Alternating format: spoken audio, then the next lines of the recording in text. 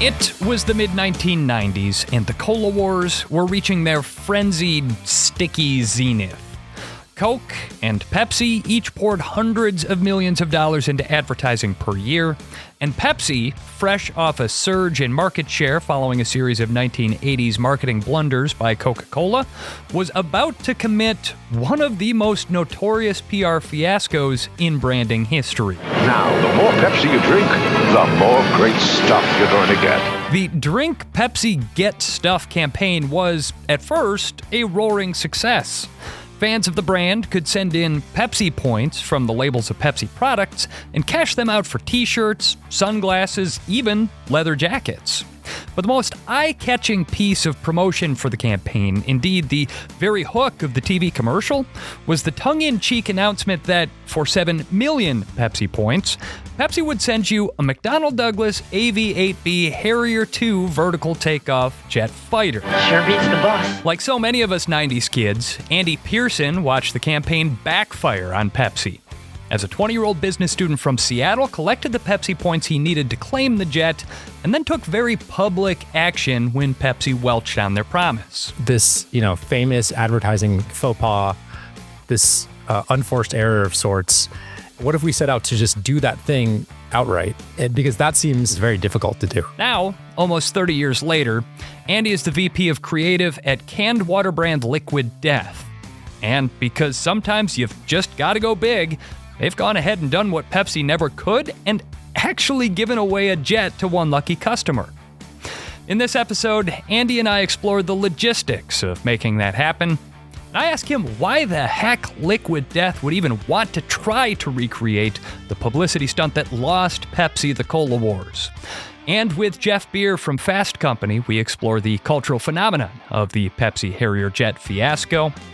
I'm Dusty Weiss from PodCamp Media. This is Lead Balloon, a podcast about epic tales from the worlds of PR, marketing, and branding, told by the well-meaning communications professionals who live them. Thanks for tuning in. Make sure you're following us and tell a friend if you dig the show. Our guest today is Andy Pearson, the VP of Creative at Liquid Death, with 20 years of experience as an advertiser, mainly in the agency space prior to his time at Liquid Death.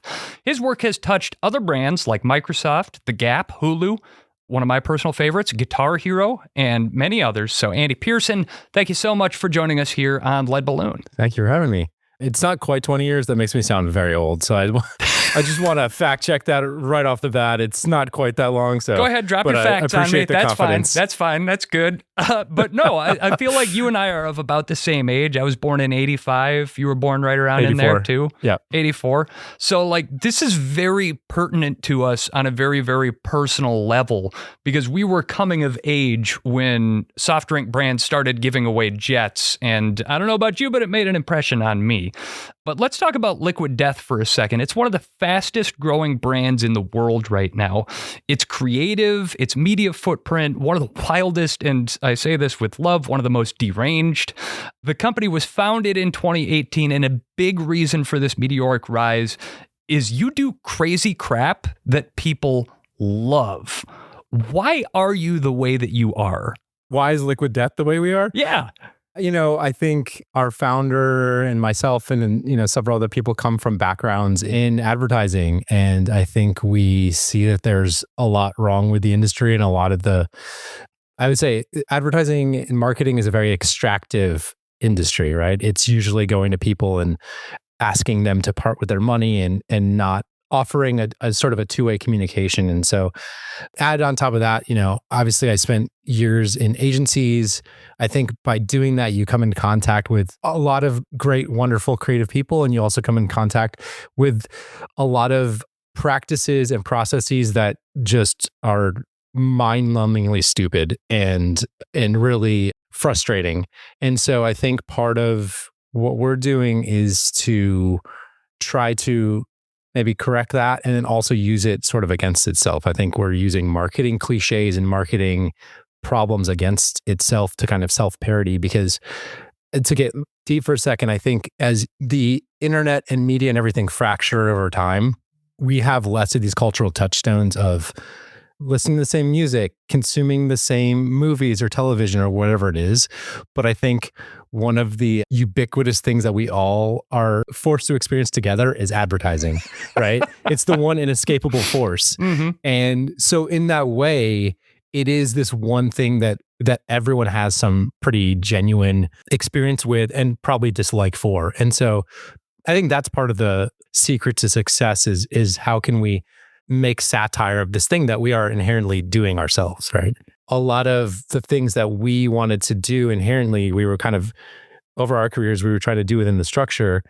And the stuff that always appealed to me was the stuff that it's like, yeah, but let's with the formula. Let's destroy the formula from within. That stuff feels way more interesting. And so I think Liquid Death has just been a chance to do that because we finally have the keys to the Corvette, so to speak. And so we're just driving this thing around until the wheels fall off. I like to tell people that our philosophy at Podcamp Media is we're going to go have adventures and then we're going to tell great stories about them. And it sounds like this is something that vibes kind of strongly with what you guys do. That much said, your philosophy being what it is, you're not shy about calling out that contrast with other brands when they are inauthentic or stuff-shirted or something like that. Is that what made it so appealing to try to recreate or even one-up the infamous Pepsi Jet giveaway? I think for us, we saw somebody who probably could have done right or could have done better. It was this famous advertising faux pas, this unforced error of sorts. And the thing seemed really difficult to do in the first place. And so I think the appeal of it was partially like, what if this thing that somebody else set out to minimize and push under the rug and do that, what if we set out to just do that thing outright? Because that seems the opposite of what someone else was trying to do. And then additionally, that seems very difficult to do. And and I think we're stubborn here where we will try to do something that no one else will think to do or no one else will think can be done. And I think this presented a really fun opportunity to test that to see if we really could do that or not. Sort of a we've done the impossible and that makes us mighty approach. Yeah, I mean, our founder, myself, even our SVP of marketing, we actually all worked at this agency years ago called Crispin Porter Bogusky. And Crispin was really on the forefront of, changed the advertising game at the time by doing groundbreaking work for Burger King and Mini and created the Truth campaign, the anti-smoking Truth campaign. And I could go on and on. They did groundbreaking work. And I was there for 5 years. That's kind of where I cut my teeth. And in that time there, I didn't have a single idea, nor that I knew of anyone that had presented an idea where someone said like, this is impossible, we can't do it. A lot of the work we were doing was like, let's be the first to do this. Let's do this thing that people assume is impossible or would never do. Let's do it because it's difficult. That makes it inherently interesting. We were very lucky to work at a place that had that mentality. And I think that got really ingrained in us from a very early stage. Speaking of very early stages, I like to say that marketing is a lot like music in that I feel like marketers develop their own unique style based on marketing that they've consumed over the years, places that they've worked. And so certainly that agency is one example of that. Safe to say that as a 90s kid growing up, flipping through Nickelodeon and whatnot, seeing that Pepsi Jet giveaway is sort of a foundational influence for you. And what is your first memory of that campaign? I know I was exposed to it, whether at the time or later years. Certainly, I was one of the first kids I knew, like on the internet, snooping around and doing stuff. So I've always kind of found weird wormholes on things. And then, of course, came back later, more recently with the Netflix documentary. But it was also around the same time, I remember. This is around sixth grade. I had a sixth grade teacher. It was supposed to be a language arts class. And then she had this one section that she did of class just about like the evils of advertising. And like we were learning about taxes and evils of advertising and like all kinds of crazy stuff that no one should have been learning in English class. I just moved down to like outside Atlanta in Georgia. I'd grown up in the North my whole life. And I moved down to the South and I was like, what are we doing here? And She's like showing us Chivas ads or liquor ads or something where skulls are airbrushed into the ice cubes, apparently. She's reading Right. The subliminal messaging. We're corrupting the minds of our users, yeah. And I think as a sixth grader, I was like, this is cool. Yeah. I think I was getting the kind of wrong message out of that because it was so obviously insane to me, even at the tender age of 11 or whatever. But I kind of realized like, wow, this medium has a power and people read stuff into it and people dissect it. And it's just a fascinating human psychology that's one of my first memories really of like the power of advertising. And then you have this, this great example of someone who biffed it pretty hard, I guess. And so I think between those two, it just feels like an interesting thing for us to try.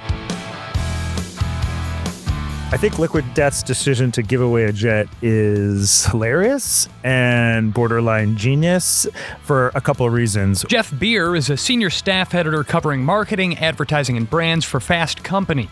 He's also the author of the article 3 Lessons for Marketers from Netflix's Pepsi, Where's My Jet?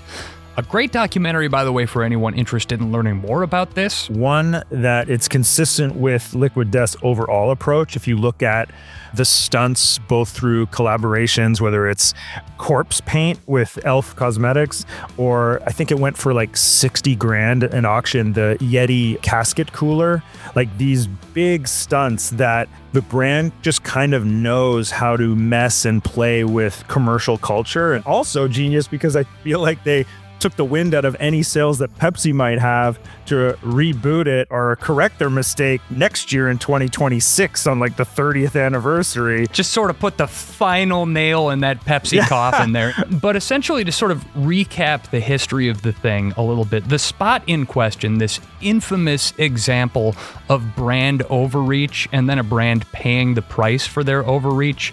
This spot launched in March of 1996. You could get a t-shirt, a leather jacket, some really cool aviator sunglasses, and then for 7 million points, the Harrier jet. Now, you got the points by collecting the labels from bottles or boxes, but this eagle-eyed 21-year-old business student from Washington, John Leonard, read the fine print and saw that you could actually buy Pepsi points for 10 points to the dollar. I did the quick math. I go, 7 million, 10 cents a piece, $700,000. John Leonard became a mainstay on cable news, and news outlets of the time were all over the story, like this report from CBS. Leonard got the $700,000 from 5 well-off investors, sent Pepsi 15 labels and a check, and waited for his jet.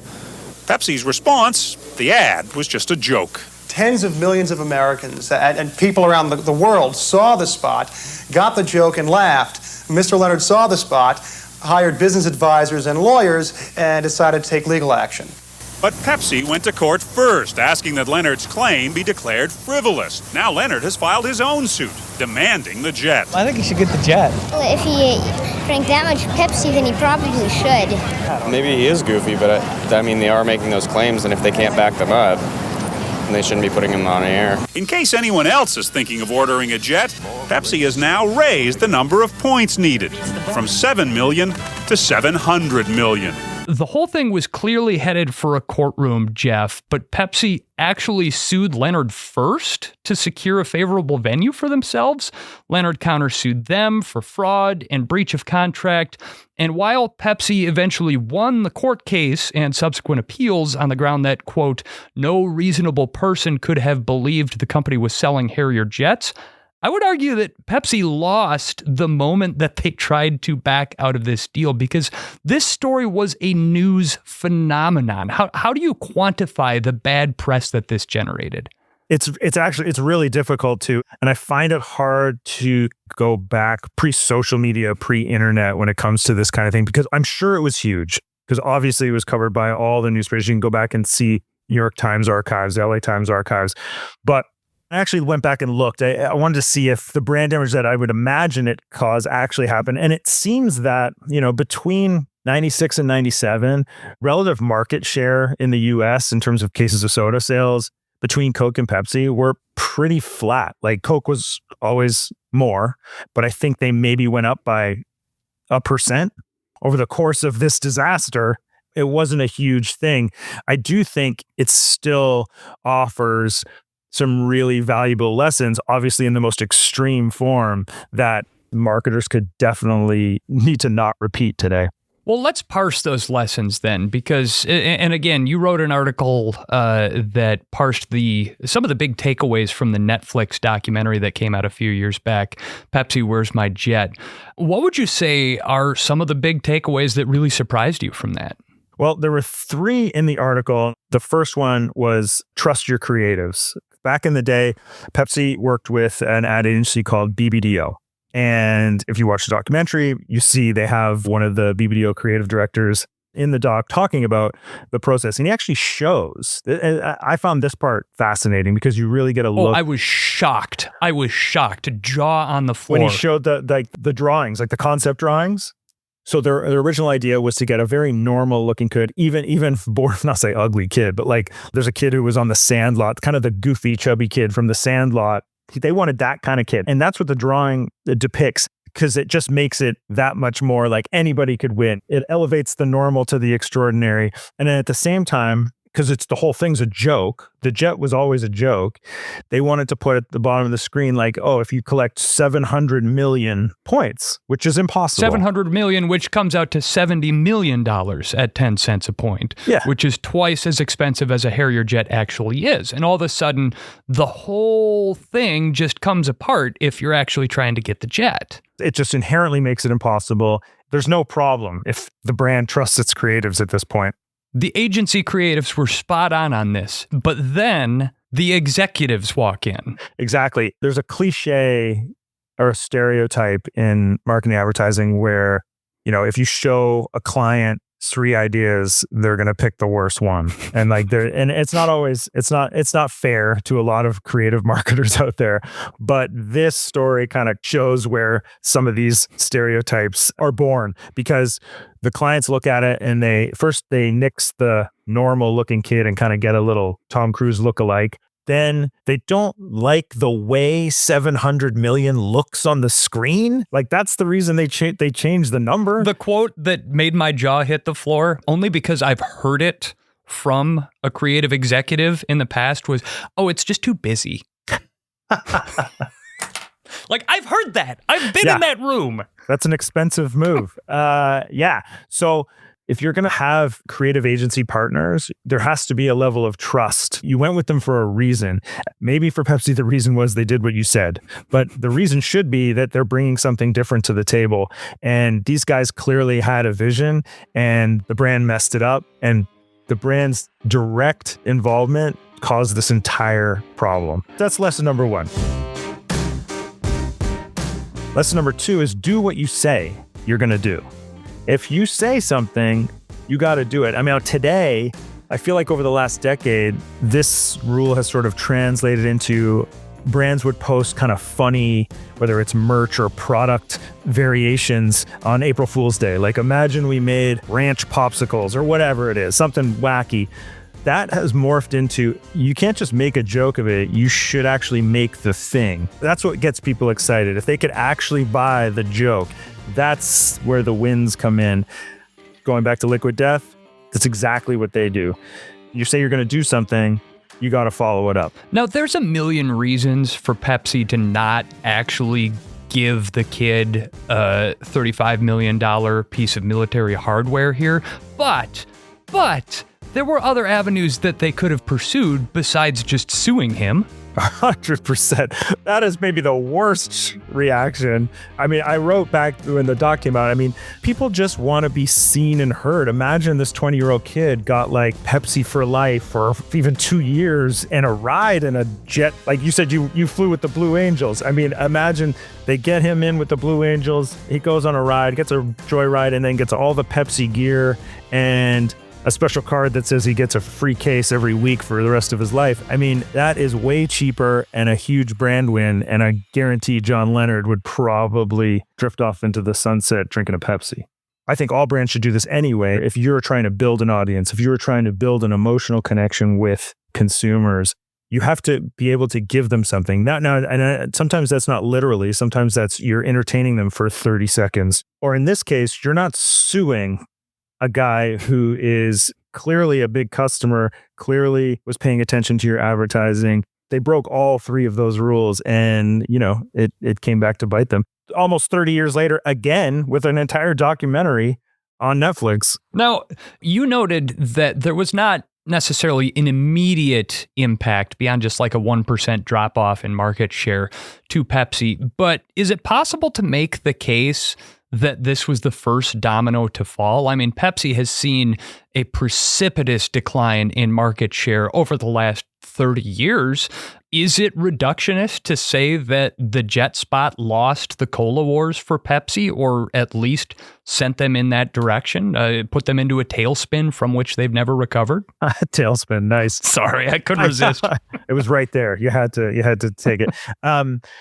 The short answer is no. I don't think so. I think people's memories are way shorter than that. I think that actually that Spice Girls campaign that came out the next year was a huge hit. Then you get into the 2000s with sugar, and all of a sudden people are shifting away from soda. And so both Coke and Pepsi are struggling to get, like, now they have, flavored sparkling waters and juices, and they're just getting into all this stuff. So all to say, it's a much more complex business. It sucked for the brand then and last year, back in 22 when the doc came out. Ultimately, probably didn't really have that big of an impact. I'm actually surprised, speaking of impact, it surprised me that the brand didn't take the doc series as an opportunity. Like, obviously you say nothing if you have nothing to say and just sort of hope, not to say it goes away, but whatever. But I think, honestly, the brand could have, especially in this day and age, really leaned into it and actually made it a positive brand moment. I mean, you look at something like what Coke did, season 3 of Stranger Things, completely invoked the new Coke disaster that Coca-Cola had back in 85, I believe. And Coke ran with it. They agreed with Stranger Things to be able to use their trademarks and everything. I think they had a re-release of some kind. So they actually made a positive out of the negative. And I think Pepsi kind of maybe missed an opportunity there. I would even posit that the reason that they didn't take that opportunity, because the documentary was popular, the reason they didn't take that opportunity is because even all these years later, I think they're still smarting from it. I think that the boardroom still feels like there's some salt in that wound, and they just didn't want to touch it. But regardless of whether or not it lost them the Cola Wars, and I do think that there is a certain cohort, mainly kids who were 6th graders on the playground at school who remember it like I do, that it did have an impact for. It does feel as well like a broader turning point for branding and marketing. What would you say is its bigger place in the context of brand and marketing history? Oh, that's a good question. In terms of the broader history of advertising, I think, it's a warning. If something like that happened today, it would last for a very long time between like social and Reddit. And I mean, people could just really make it impact the brand a lot quicker and a lot worse. And I think its place in advertising history is just like this massive warning, a red flag that says, do not do this. So, coming up after the break, with a massive red flag, a warning saying, do not do this. With us, something that starts as a joke turns very serious within about 3 minutes. Very quickly, someone's like, dude, well, here's a Harrier jet that we can buy right now. How Liquid Death did it. That's coming up in a moment here on Lead Balloon.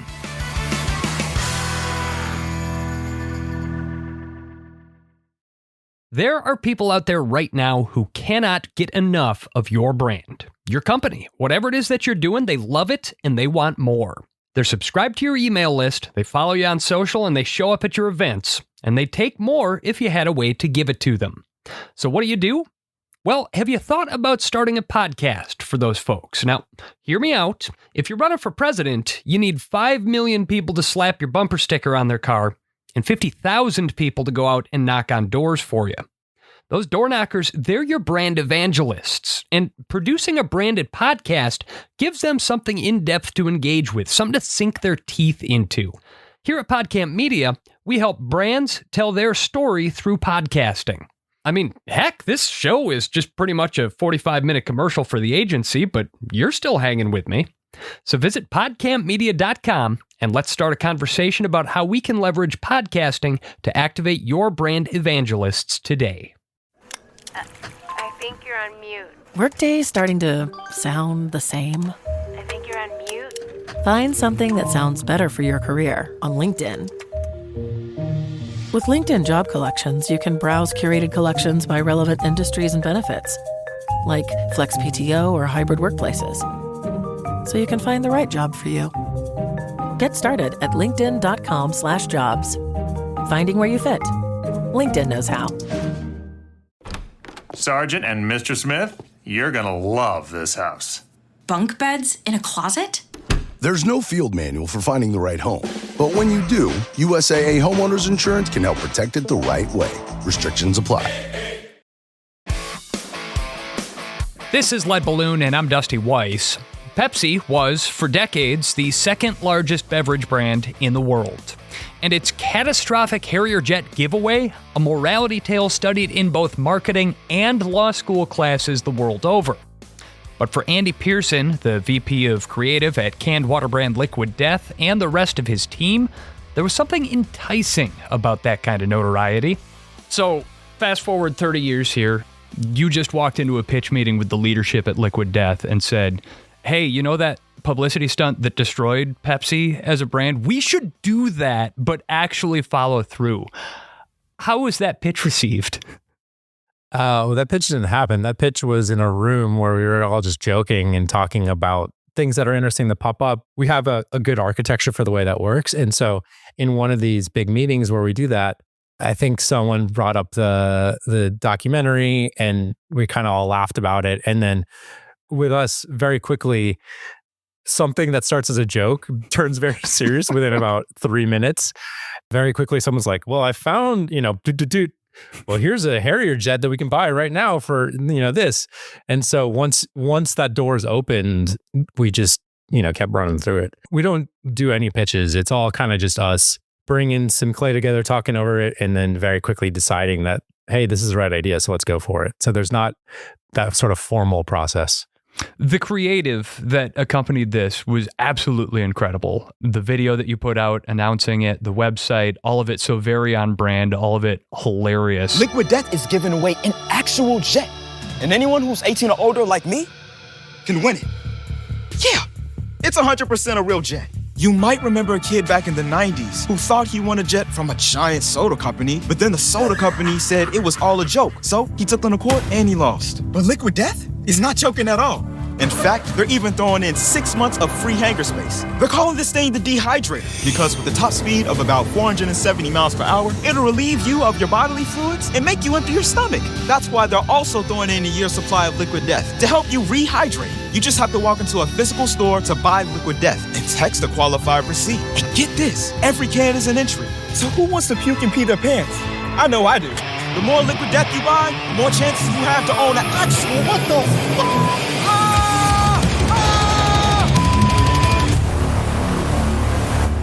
So first of all, the branding as dehydrator, having been in the back of a jet, could I say it's a little too on the nose, but so delightfully on brand for Liquid Death? Was that part of the spitball session? Yeah, it was a lot of times, well, sometimes I have ideas and then we were like, well, we have to tie this to the product we make.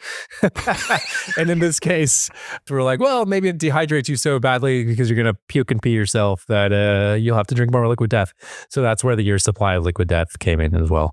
Can confirm, but also didn't pee myself. Need to make that clear. But you sweat a lot. Like it's like a workout.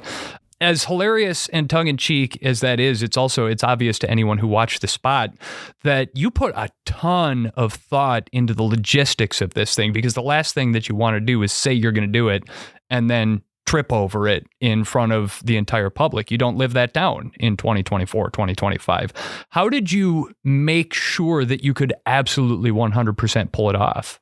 Yeah, no, thank you for noticing that. Because it's a big risk to kind of step out and say, hey, we're going to do this thing that someone very publicly could not do. And so every step we knew it had to be airtight and had to be able to deliver on what we said we were going to do, or we were going to, face public repercussions. People like to use the term risky on the work that we do. I wholeheartedly disagree, but I do think that this thing, was definitely the biggest leap of faith that we kind of, not leap of faith, but we were dropping rocks all the way down to make sure we weren't going to hit bottom on that one. But we were very careful. Well, even all the way down to like, we're going to include 6 months of hangar rental with the thing, because I would imagine that you guys were sitting around pressure testing these ideas and somebody says, well, what if we go to deliver them the jet and they just don't have anywhere to put it?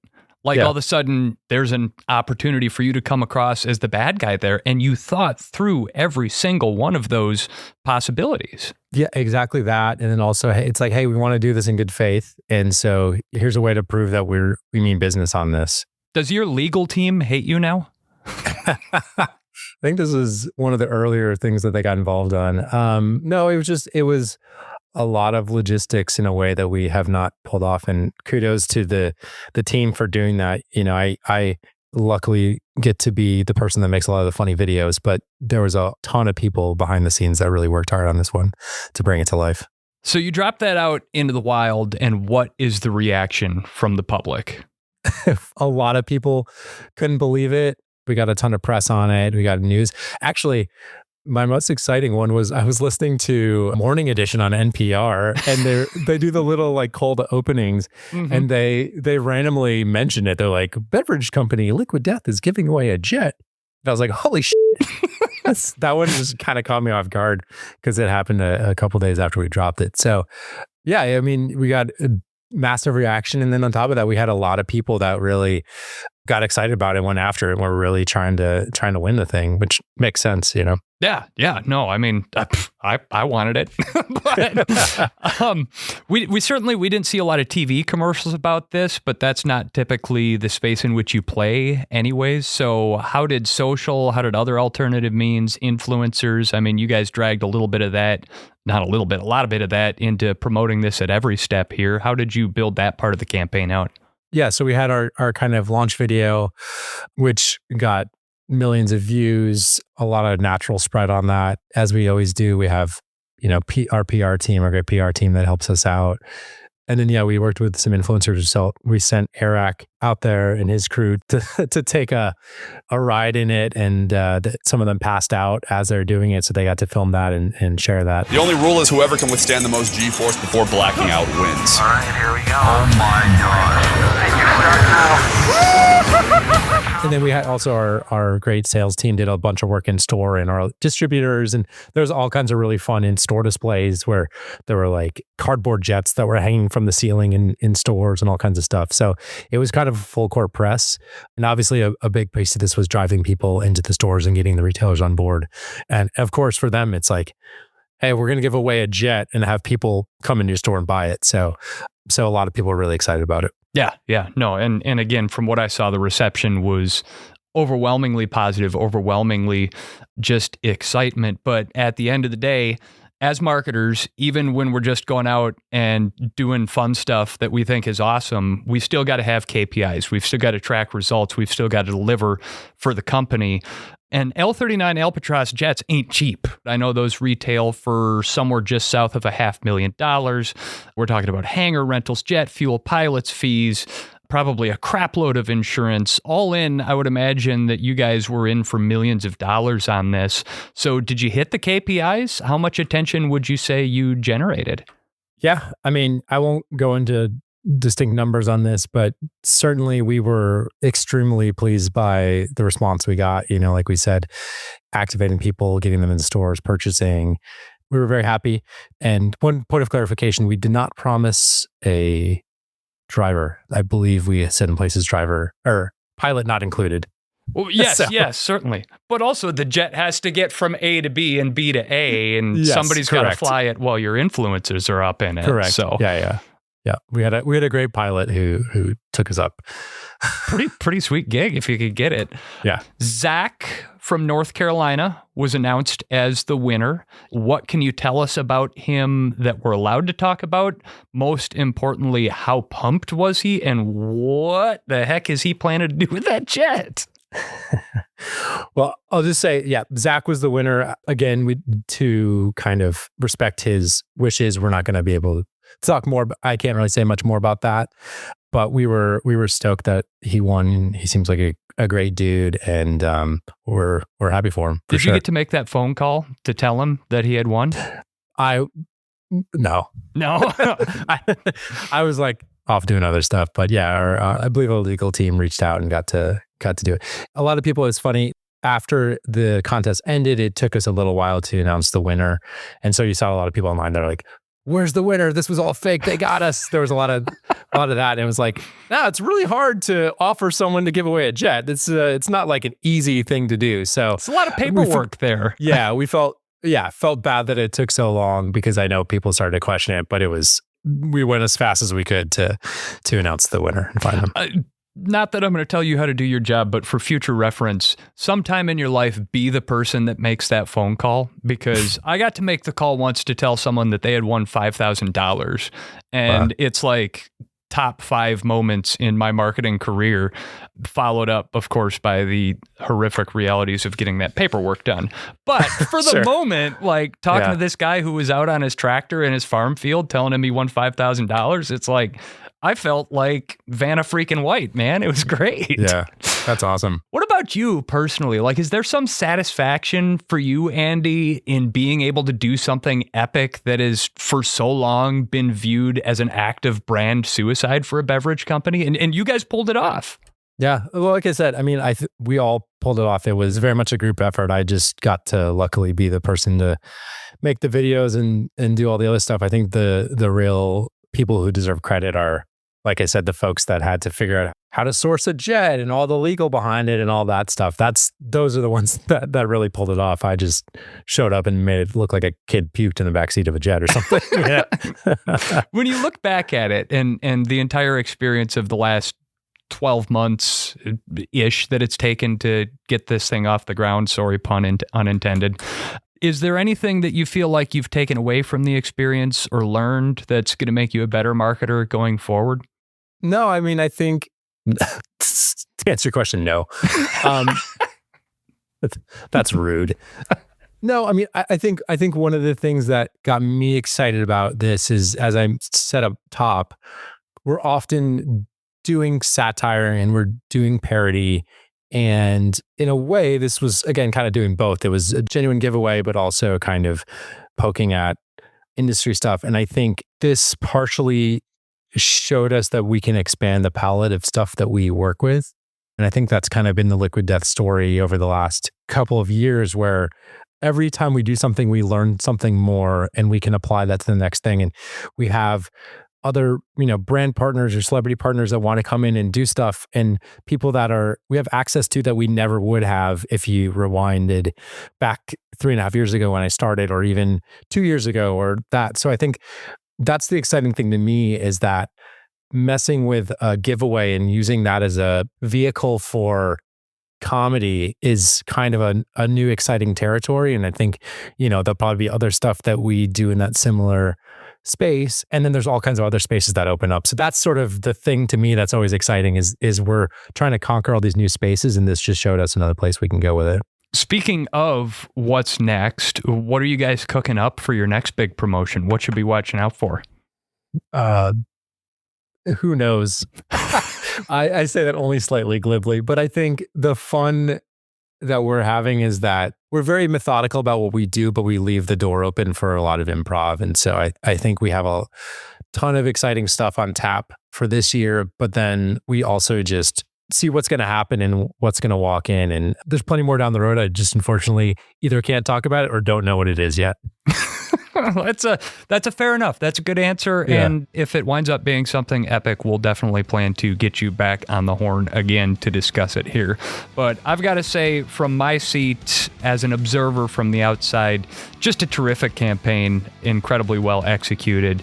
And the cherry on top being the fact that you made history in a way that someone else couldn't. And so I hope that throughout all of this, you and your team have actually had the opportunity to take a deep breath, pat yourselves on the back, and say, way to go, because it's good stuff. But Andy Pearson, the VP of Creative at Liquid Death, thank you so much for making time and chatting with us here on Lead Balloon. Awesome. Thanks for having me. Thanks as well to Jeff Beer at Fast Company for sharing his insights for this episode. And thank you for tuning in. Here on Lead Balloon, we tell the stories of strategic communicators doing the impossible and everything they learn, or don't, in Andy's case, in the process. So we hope to see you back here in this feed again sometime soon. Follow us in your favorite podcast app. Lead Balloon is produced by PodCamp Media, where we provide branded podcast production solutions for businesses. Our podcast studios are located in the heart of beautiful downtown Milwaukee, Wisconsin. We work with brands all over North America to help them launch and build podcasts that work. Check out our website, podcampmedia.com. Music for this episode by Tiger Gang, some dialogue editing in there by Matt Covarrubias.